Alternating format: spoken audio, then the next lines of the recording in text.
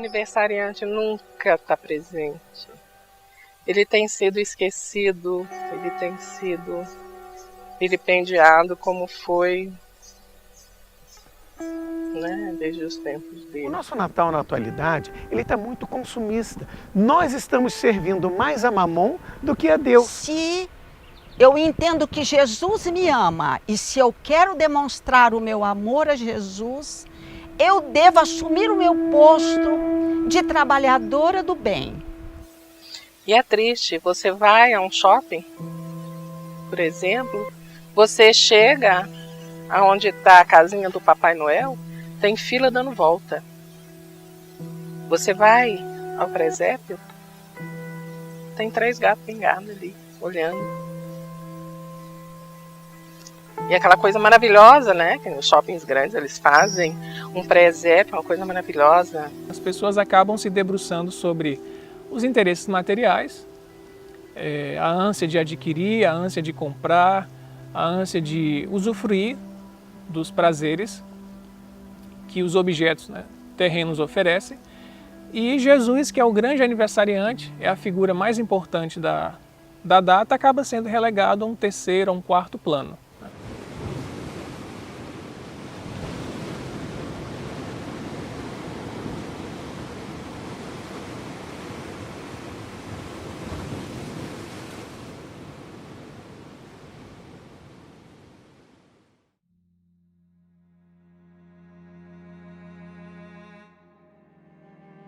Qual o tipo mais perfeito que Deus tem oferecido ao homem para lhe servir de guia e modelo? Vede Jesus.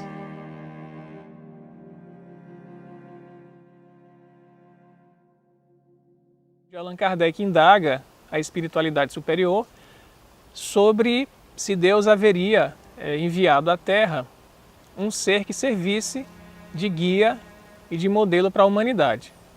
Essa pergunta Allan Kardec faz após questionar os espíritos sobre a lei de Deus e sobre como a gente pode ter acesso a essa lei. E a resposta à questão 625 é uma das mais curtas, ou senão a resposta mais curta do Livro dos Espíritos, que é Vede Jesus. Então, como os espíritos próprios revelaram a Allan Kardec, Jesus constitui para nós o tipo mais perfeito que Deus ofereceu à humanidade para servir de guia e de modelo.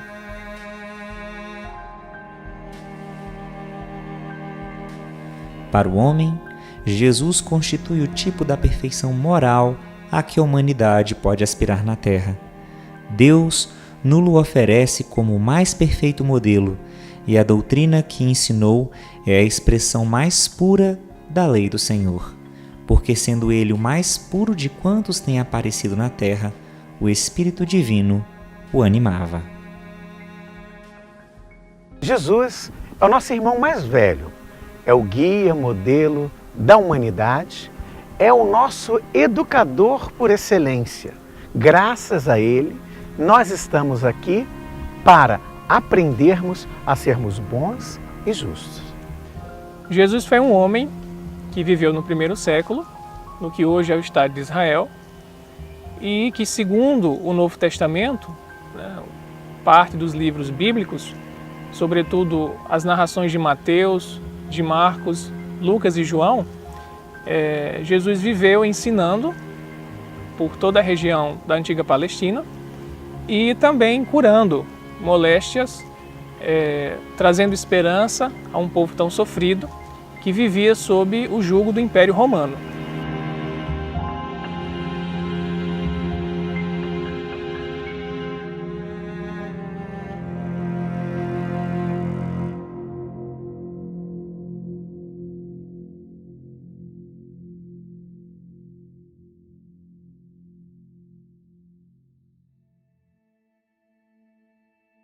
A coisa mais linda que existe para mim é no livro A Caminho da Luz, o primeiro capítulo, quando Emmanuel fala, quando Deus deu a bola de fogo que seria a terra para Jesus, o presente, vamos dizer assim, de Deus para ele.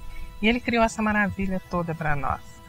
Jesus recebe de Deus a missão de criar o planeta Terra criar literalmente, reunir os fluidos, reunir os elementos e constituir a massa planetária. E ele passa a ser então o governador, né, o líder do planeta em todos os assuntos. Então ele não pode, né, dispensar esse cuidado porque é a tarefa que o Pai confiou para ele. E na obra Brasil, Coração do Mundo, Pátria do Evangelho, do Espírito Humberto de Campos, ele também nos relata as ações diretas de Jesus no plano espiritual, junto a líderes que ele nomeou para as nações. Então são muitos os relatos e muitas as referências que atestam, sem sombra de dúvida, que nós não vivemos desamparados, mas que sobre nós paira a figura do Cristo, a nos guiar permanentemente.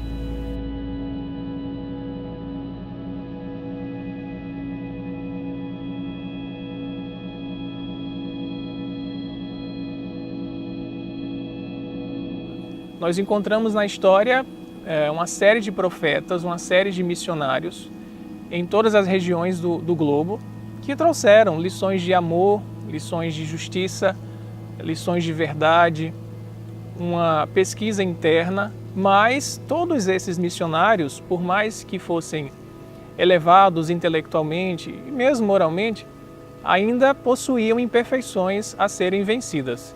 Então, a pergunta de Kardec é categórica: o tipo mais perfeito. Então Jesus, sem sombra de dúvida, é esse tipo mais perfeito porque já era um espírito totalmente purificado. Como é que ele conseguiu isso? Ele seguiu os mesmos passos que nós estamos seguindo. Ele, em priscas eras, frequentou outros homens. Ele guia com tranquilidade, ele seduz pela paz, pela benevolência, pela paciência, jamais pela violência, né? Porque há pessoas que guiam através da violência, né? Eu quero que você vá. Ele não, ele estende um braço e diz, vem. Então ele nos seduz assim pelo amor, por essa alegria, por essa tranquilidade, né? E assim a gente vai caminhando. Quem caminha com ele vai nessa tranquilidade.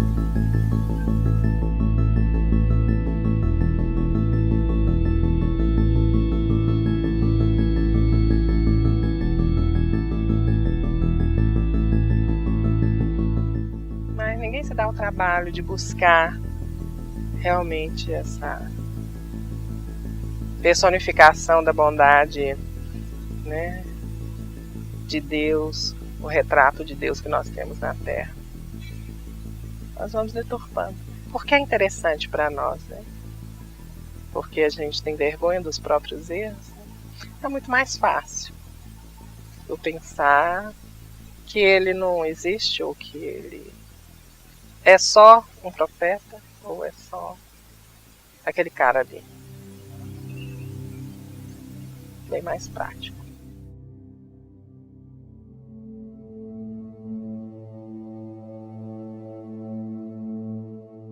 Então, para conhecer Jesus, para conhecer como foi sua vida, seus ensinos, suas práticas, precisamos consultar o Novo Testamento, né, na Bíblia, e estudar basicamente os 4 evangelhos e as cartas de Paulo, as cartas de outros apóstolos, para então nos inteirarmos de quem foi Jesus e de qual é a sua verdadeira história.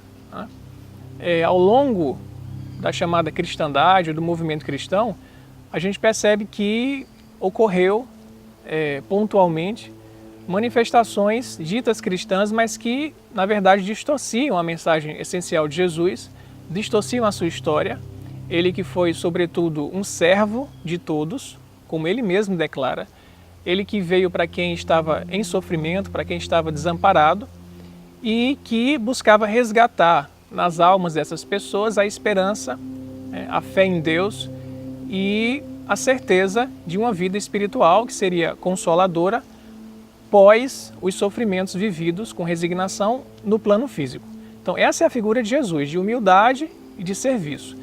E infelizmente muitas pessoas acabaram transformando Jesus num rei, né, num poderoso que daria para quem fosse crente ou adepto da sua doutrina ganhos materiais, poderes materiais, regalias, né, conquistas dos seus próprios interesses, quando na verdade a lição de Jesus é de renúncia em favor do outro. Então nós percebemos que há essa deturpação e a figura de Jesus passou a ser então o objeto de expectativas pessoais, né? Então uma reflexão que cabe para os cristãos fazerem é isso. Será que eu estou realmente seguindo os ensinos do Mestre ou será que eu estou condicionando Jesus aos meus interesses? Na verdade, nós precisamos nos condicionar ao ensino de Jesus, nos submeter à sua lei de amor e de justiça e não transformar Jesus naquilo que a gente queria que ele fosse para satisfazer os nossos interesses. Certa feita, Kardec fez uma pergunta aos espíritos superiores sobre a questão do orgulho e do egoísmo, que são as maiores chagas da humanidade. E ele perguntou para esses espíritos, mas quem é, na verdade, que alimenta esses dois monstros, o orgulho e o egoísmo? E os espíritos disseram, o interesse pessoal. O nosso interesse pessoal ainda está no campo concreto, no campo material. Nós ainda não desenvolvemos o segundo olhar que o Cristo falava. É preciso ter olhos, mas olhos de ver. O primeiro olhar é o olhar dos 5 sentidos. O segundo olhar é o olhar da espiritualidade.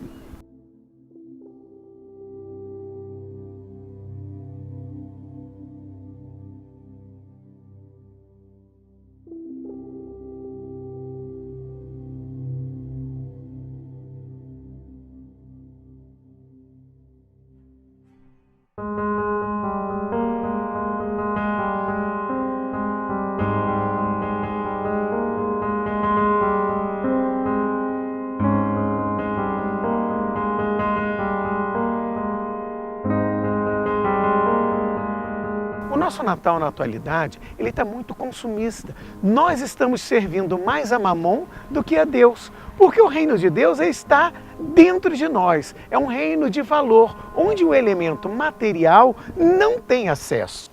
Essa verdade, o Natal como sendo o nascimento do Messias, né? A vinda daquele ser mais iluminado para guiar os nossos caminhos, e olharmos para a situação atual do mundo durante esse período festivo, infelizmente nós constatamos que não há uma correspondência perfeita ou de maior aproximação com o significado real do Natal. Ano passado eu fiz essa experiência e eu estava no shopping e vi aquela fila gigantesca, dando voltas e voltas. Eu falei, o que é isso? Era a casinha do Papai Noel. Falei, bom, no outro extremo estava um presépio. Nunca vi um presépio tão bonito. Lindo, lindo, lindo, maravilhoso. Não tinha ninguém. Aí passou uma senhora com 2 crianças, um pai.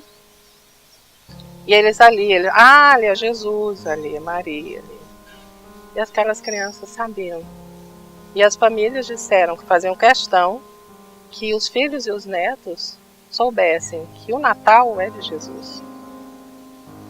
Papai Noel é o melhor amigo de Jesus, mas não é Jesus. Então, essa deturpação do consumismo, do substituto, é muito triste. Por que nós ainda vivemos dessa forma consumista e servindo a Mamon e a César? Porque nós ainda não conhecemos o verdadeiro Jesus. Jesus, ele trabalha dentro de nós com princípios, com valores, com sentimentos, com ideias que precisam alimentar a nossa mente e o nosso coração.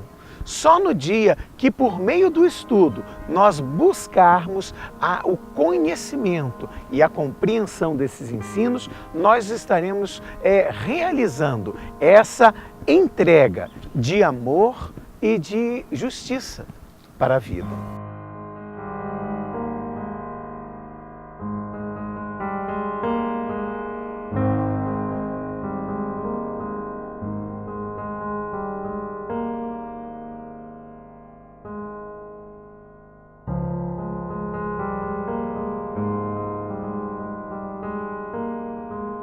E o pior de tudo não é que isso ocorra de uma forma, creio eu, tão massificada, com pessoas que não entendem a essência do cristianismo. Porque se elas não entendem, se elas não têm Jesus como referência, elas podem, né, de uma forma justificada pessoal, dizer, bom, mas eu não conheço Jesus, eu não tenho simpatia por Jesus, não sinto a verdade de Jesus, então não tenho por que eu celebrar o nascimento dessa personalidade.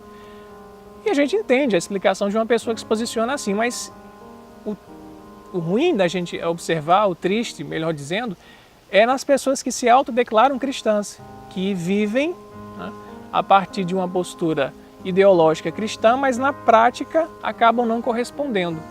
E aí deturpam o sentido do Natal, elas sendo seguidoras do Mestre Jesus. O aniversariante espera de nós, há muitos séculos, e principalmente nesta hora, que nós realmente possamos, através da nossa mudança, dessa cultura materialista para uma cultura mais espiritualizada, entender que Natal é tempo de união, de paz em família, de paz na terra, de muita oração, de muita transformação moral para o bem, para seguirmos o seu evangelho que nos conduz às moradas de luz. Enquanto nós não compreendermos que dentro de nós habita um ser que pede a nossa vivência no campo da solidariedade, da fraternidade, do desapego, né, da humildade, da obediência, da fidelidade aos valores de amor e de fraternidade, nós não estaremos compreendendo o que realmente significa o verdadeiro Natal. Natal é mudança, é renovação permanente e diário. Ele não acontece uma vez no ano, ele ocorre a cada minuto, fruto das nossas escolhas. Antigamente, as famílias, eu achava isso lindo, eu acho que é uma coisa que se perdeu e que não deveria ter se perdido. Nesse tempo de Natal, especialmente no dia 24, as famílias, a gente via nas ruas famílias inteiras indo para os seus templos religiosos, comemorar o aniversário de Jesus, dentro da casa dele.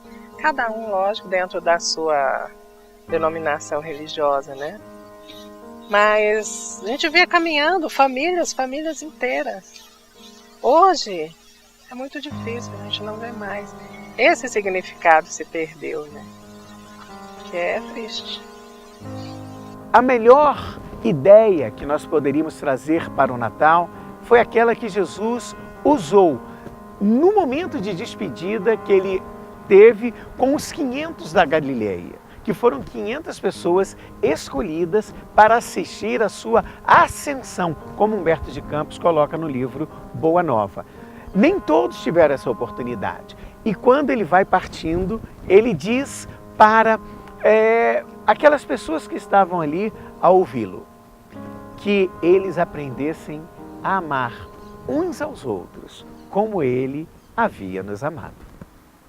E comemorar Jesus vai trazer reflexão, vai fazer você voltar para dentro de você, vai fazer você refletir sobre a sua vida, sobre o que ele significou para você durante o ano inteiro. O que é que você tem para oferecer de presente para Jesus no dia do aniversário dele? Às vezes a gente não tem nada, né? Mas e o que é que o mundo pode oferecer para você? Presente. Tem o peru, tem as guloseimas, tem rabanada, tem tudo. Trocentos mil litros de bebida alcoólica. Que prazer que isso teria para Jesus? E que significado? Nenhum. No mínimo, cabe uma reflexão a todos nós que nos dizemos cristãos, para que possamos rever a nossa postura e os nossos valores e como nós nos comportamos nesse período natalino.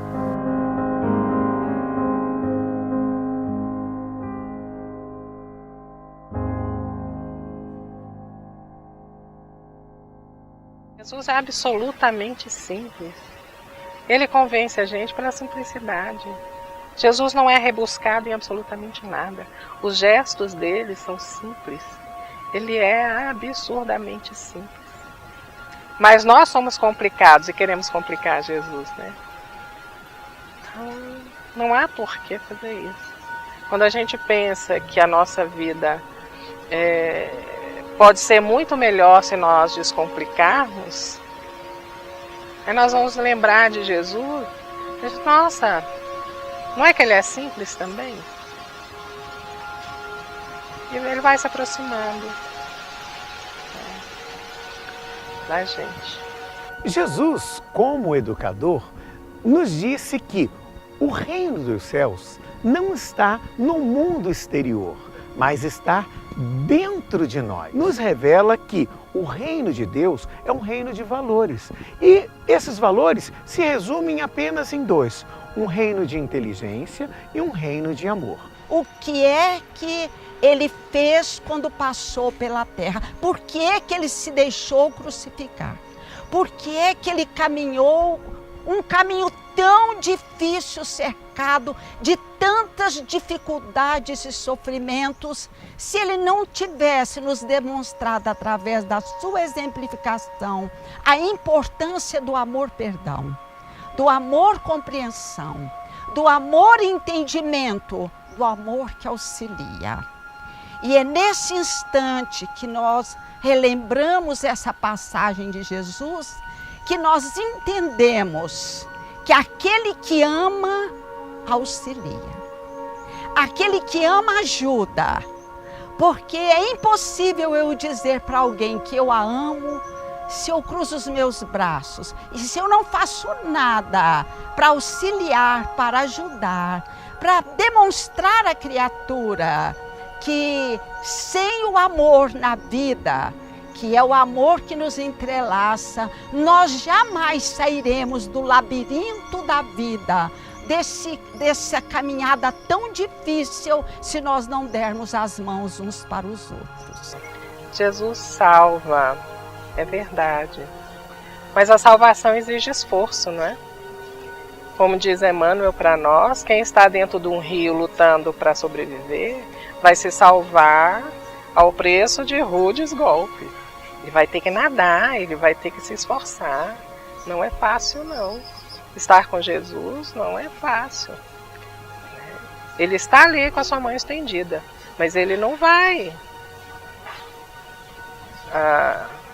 tirar você do seu comodismo. Ele diz para você: vem, e você vai ter a sua luta íntima para ir até ele. Ele não vai te obrigar, nunca. Mas nós queremos uma coisa pronta. Nós queremos um milagre pronto. E esse milagre pronto que nós queremos e que nós nos revoltamos se ele não acontece, daí a gente diz que ele ou é mau ou não existe, não depende dele. Depende da nossa atitude diante dos fatos, porque ele está ali. Ele dá o apoio, ele te dá a orientação, ele dá tudo o que você precisa para você conseguir a melhoria ou o sucesso que você precisa. Mas ele não vai te dar uma coisa pronta. Senão não teria sentido a nossa vida, né? Aí existiriam privilégios e nós sabemos que ele não privilegia ninguém.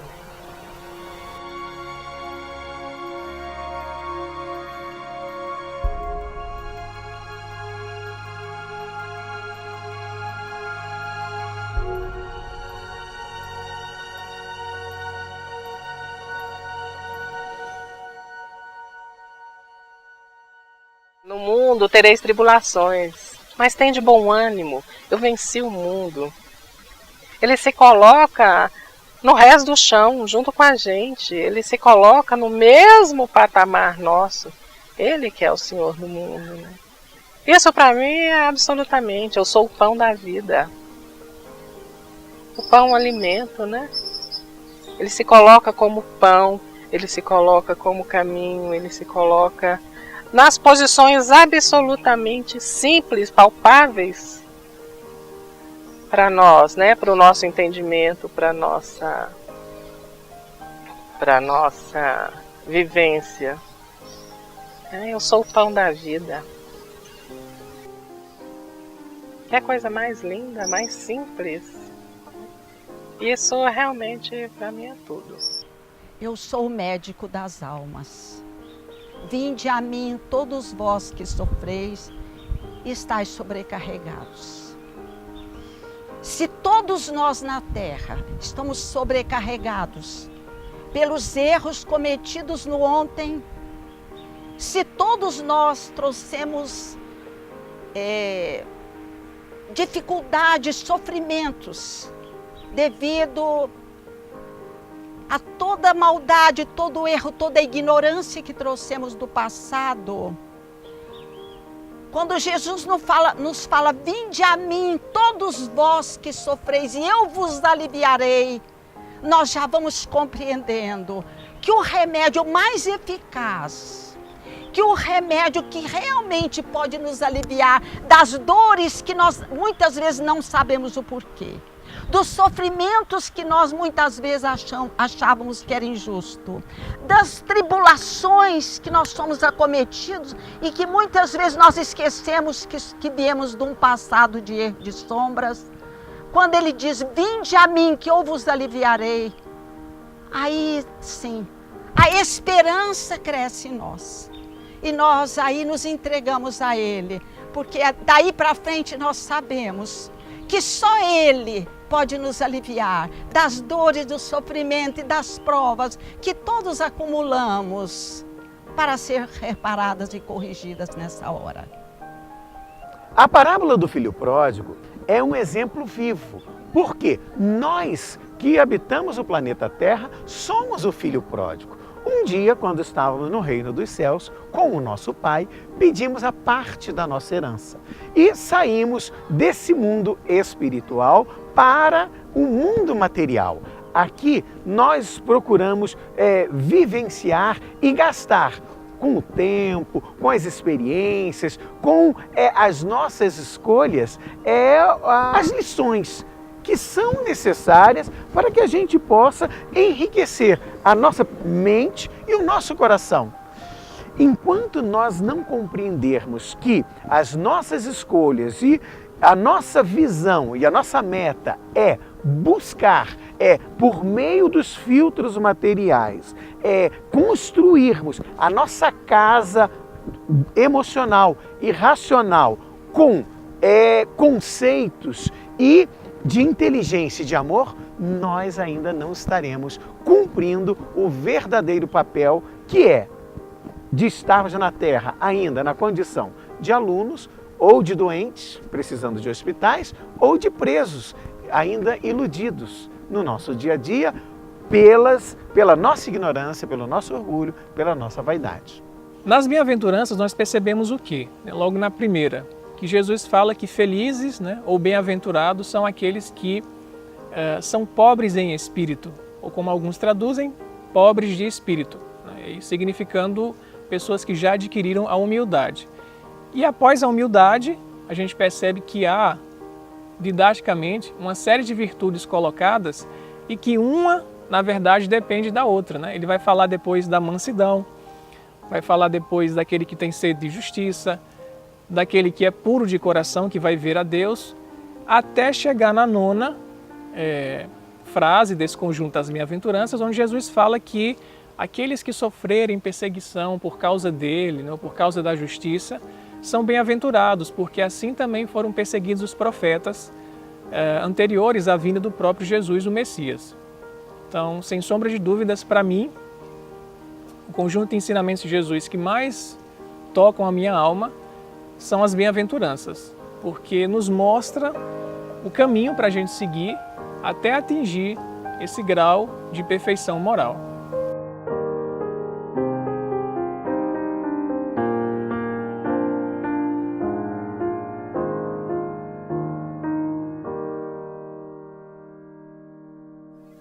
Pensa você sair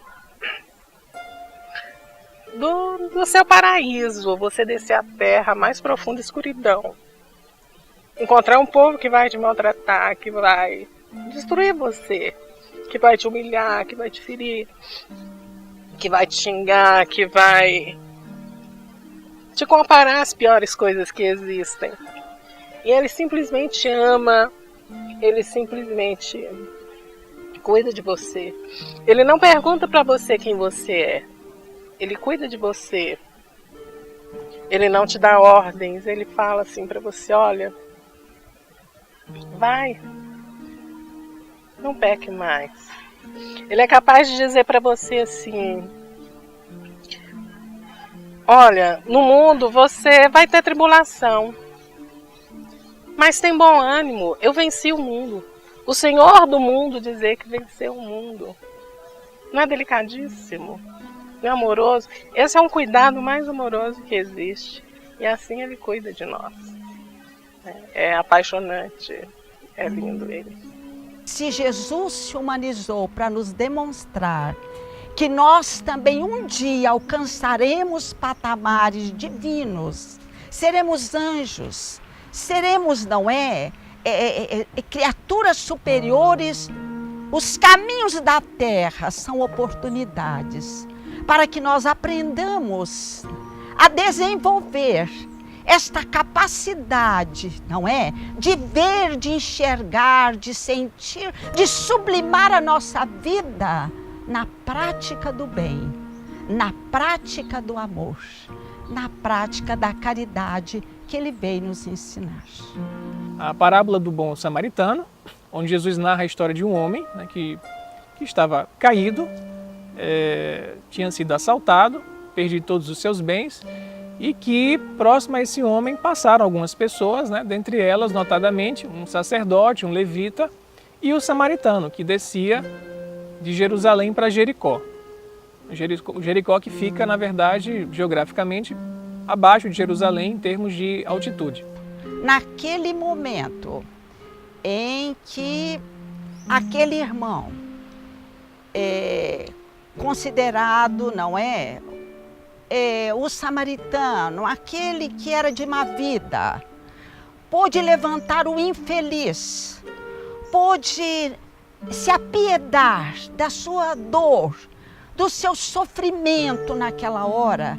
Na minha concepção seria essa, a lição mais sábia que Jesus nos revelou quando nos deu este exemplo, nos lembrando que enquanto nós não fizermos para o nosso próximo aquele bem que nós gostaríamos de receber nos momentos de dores e sofrimentos que faz parte do nosso processo evolutivo, nós jamais entenderíamos ou teríamos entendido a sua mensagem. O mais essencial é o que Jesus conta no final da história, né? Essa história foi contada por Jesus a um fariseu que queria saber o significado de ser próximo, né? Quem era o meu próximo, na verdade, para eu poder amar e viver a lei de Deus? O que Jesus ensina, e que algumas traduções não colocam de forma explícita no texto, quando passam do grego para a língua, né, traduzido do português, para o inglês, para o espanhol, é quando Jesus diz assim, quem se tornou próximo do homem caído? É a pergunta que Jesus faz ao fariseu depois de contar a história. Então, a atitude nossa, na verdade, deve ser de se aproximar das pessoas, mesmo que aquelas pessoas não tenham afinidade conosco, né? Não sejam partidárias da mesma religião, não sejam partidárias do mesmo time de futebol, não vivam no mesmo país. O grande desafio de amar ao nosso semelhante é se aproximar. E essa é uma atitude que depende de cada um de nós, né? Nós precisamos ser movidos por compaixão, como o samaritano foi, né? O texto diz isso, ele foi movido de compaixão, foi tomado de compaixão. Eu não preciso, ou não devo, na verdade, melhor dizendo, esperar que o outro venha até mim. Enquanto cristão, eu preciso me aproximar do outro para poder atender às suas reais necessidades.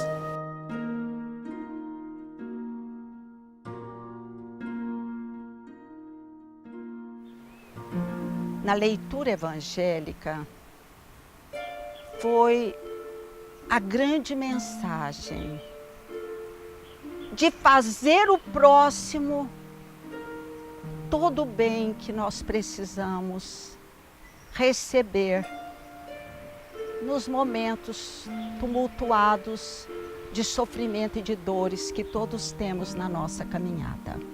Então, fazer o próximo aquilo que nós desejamos para nós mesmos, olha, traz uma visão completamente diferente daquela visão anterior que nós tínhamos de Jesus e da vida. Porque perante Deus nós só somos filhos quando nós aprendemos a nos amar como irmãos. Então, se nós realmente já entendemos que o Pai é Pai de todos nós e que nós somos seus filhos independente de crença, de raça ou de partido, eu acho que esta visão que a doutrina espírita nos remete, quando nos ensina a caridade em todos os passos da nossa caminhada, eu acho que a lição mais esplendorosa do Evangelho é que nós façamos a outrem o que gostaríamos que o outrem nos fizesse. A história que me chama muita atenção, quando Jesus está lá, eles estão no meio do mar, né? E Jesus vai caminhando, né? Sobre as águas. E aí eles ficam com medo. E ele fala, não precisa ter medo não, sou eu. Aí Pedro, eu também quero ir. E ele diz, vem. Olha como ele é simples. Venha. E Pedro foi, estava indo muito bem, obrigado, até que ele duvidou. E começou a afundar. Pela simples dúvida. Então, quando a gente não sabe, como a nossa fé ainda é muito frágil, nós agimos como Pedro sobre as águas. Ele está ali esperando a gente, vem. Está ali com as mãos estendidas. E a gente vai. Mas as águas são muitas, a gente olha para o lado, a gente duvida, fica com medo. E ali a gente começa a afundar. Mas é importante a gente saber que mesmo a gente afundando, ele está ali, porque ele vai resgatar a gente do fundo das águas. Então, em tempo nenhum a gente precisa ter medo de viver, nunca. Porque ele está ali. Sempre.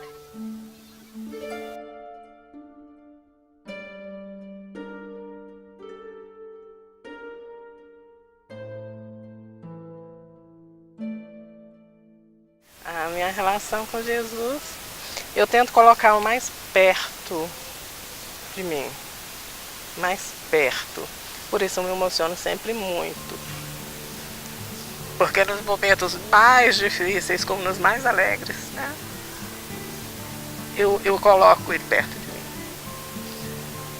Das coisas mais bobas do dia a dia, né? As piores dores morais, os piores sofrimentos físicos ou morais, né? Então, para mim, ele está ao meu lado sempre. Eu tento, né? Evidentemente que a gente, no estado de atraso moral, por exemplo, da minha alma, para mim isso é crucial para eu poder viver, crescer, passar pelas provações, pelas dificuldades. Se eu pensar que ele está longe de mim, a minha vida não tem sentido. Não tem sentido nenhum. E ao conhecer o Evangelho, né, pela ótica do Espiritismo, a obra de Kardec, já tendo estudado algumas ideias da filosofia grega, de Sócrates e Platão e do próprio Allan Kardec, eu pude então conhecer o Evangelho com essa razão mais amadurecida e me emocionar muito com as narrações que os evangelistas trazem, sobretudo em relação a amar os inimigos, em perdoar as ofensas, que até então eu não tinha lido em obra nenhuma de forma tão marcante.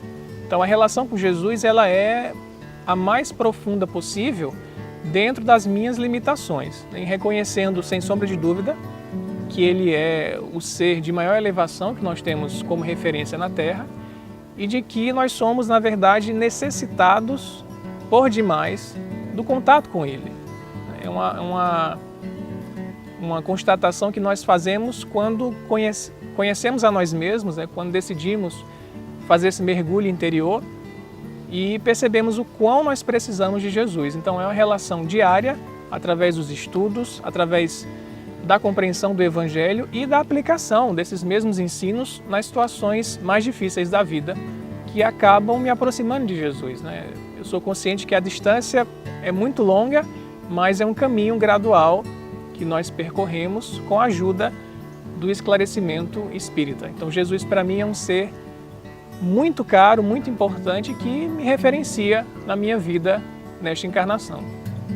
Então, se eu amo, eu não somente devo ficar na casa espírita crendo, estudando, lendo, mas muito mais colocando em prática o meu estudo, o meu conhecimento, no entendimento de que eu me tornei dali para frente um instrumento de edificação espiritual. Então eu penso na minha concepção que chegou esse momento, que nessa morada do Pai, que os espíritas, que nós que conhecemos essa realidade, nós temos que lembrar que nós agora temos que levantar a luz, não é? Façamos luz nesta hora de tanta treva, de tanta sombra e sofrimento, para que brilhando a nossa luz e muitas velas que significam essa luz, nós possamos clarear um pouco a psicosfera da Terra e permitir que o auxílio divino possa chegar nesta hora de tanto sofrimento e a Terra finalmente entender que muito mais do que crer e amá-lo de palavras, nós temos que amá-lo de coração, nas ações honestas, de me esforçando para ser, não é? Aquele ser mais útil que eu não pude ser até hoje, mas que daqui para frente eu posso ser, melhorando a minha disposição e meu esforço de me tornar melhor, de me realmente, de colocar, não é? O Evangelho em prática, na minha vida cotidiana, nas minhas ações, nas minhas palavras e nos meus pensamentos, porque aquele que o ama deve sempre se esforçar para pensar o bem, porque o pensamento pode irradiar o seu amor, facilitando a ajuda para milhares de criaturas que enxergamos e não enxergamos. Mas o papel de Jesus não foi simplesmente o de um legislador moralista, sem outra autoridade que a sua palavra. Ele veio cumprir as profecias que haviam anunciado o seu advento. Sua autoridade decorria da natureza excepcional de seu espírito e da natureza divina da sua missão. Ele veio ensinar aos homens que a verdadeira vida não está na terra, mas no reino dos céus, ensinar-lhes o caminho que os conduz até lá, os meios de se reconciliarem com Deus e os advertir sobre a marcha das coisas futuras para o cumprimento dos destinos humanos. Que neste Natal nós sejamos solidários uns com os outros, para que o nosso Natal seja verdadeiramente o nascimento de um novo tempo em que nós viveremos mais paz, mais harmonia, mais equilíbrio e alegria em toda a parte e no caminho que nós vivenciamos esta existência. Então que nós possamos, cristãos ou não, adeptos da mensagem do Evangelho, ou descrentes, ou adeptos de outras religiões, outras filosofias, possamos aproveitar esse período que é tão propício para exercitarmos a caridade, o amor ao próximo, né, a compreensão das dificuldades do outro e renovar os nossos sentimentos para um ano seguinte que vai se iniciar e que ele seja de mais consciência, de mais abertura para o que é espiritual e de menos interesse próprio. Então esse é o recado que nós deixamos para que possamos ser uma humanidade mais feliz, já que vivemos tempos de guerras, de revoltas, de ódio. Então sejamos nós cristãos, ou homens de bem, no sentido mais amplo, os diferenciais para que a nossa humanidade encontre paz, encontre harmonia.